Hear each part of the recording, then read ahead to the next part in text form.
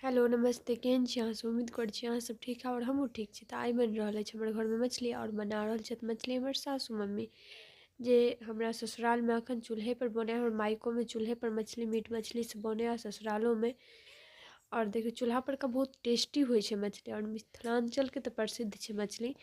और एतऽ सबटा मछली देखियो तरा गेल छै और अब मसाला सब पूरा बढ़िआँसँ भुजि रहल छथिन मम्मी।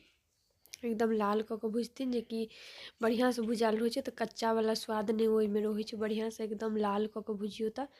और देखियौ देखैमे बहुत नीक लागि रहल छै, मसाला पूरा भुजा गेल छै बढ़िआँसँ।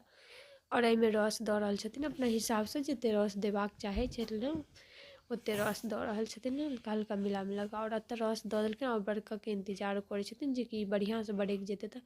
और बढ़िआँसँ बरकि गेलै और एहिमे मछली दऽ रहल छथिन आब।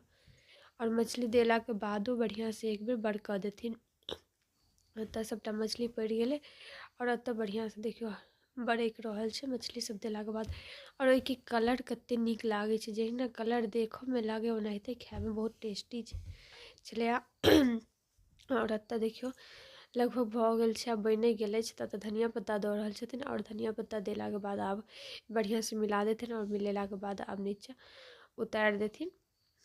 और एतऽ देखियौ कतेक नीक कलर लागि रहल छै देखऽमे, जहिना देखऽमे ओनाहिते खाइमे टेस्टी हेतै। और देखियौ एतऽ बढ़िआँसँ मिक्स कऽ रहल छथिन और एतऽ देखियौ कतेक नीक लागि रहल छै। तऽ ई छोट छिन मछलीवला ब्लॉग छलै और केहन लागल अहाँ सब जरूर बताएब।